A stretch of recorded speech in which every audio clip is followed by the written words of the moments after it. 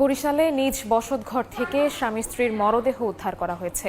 সদর উপজেলার কর্ণকাঠি গ্রামে নিজ বাড়িতে সকালে রাহাত ও লামিয়া দম্পতির ঘর থেকে কোনো সাড়া শব্দ না পেয়ে প্রতিবেশীরা সন্দেহ করেন। পরে জানালা দিয়ে উঁকি দিলে ঘরের ফ্যানের সঙ্গে রাহাতের ঝুলন্ত লাশ এবং খাটে স্ত্রী লামিয়ার নিথর দেহ দেখতে পান স্থানীয়রা। খবর পেয়ে ঘটনাস্থল থেকে নিহতদের লাশ উদ্ধার করে সদর হাসপাতালের মর্গে পাঠায় পুলিশ।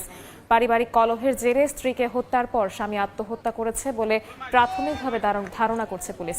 নিহত রাহাত পেশায় অটোরিকশা চালক ও লামিয়া গৃহিণী ছিলেন।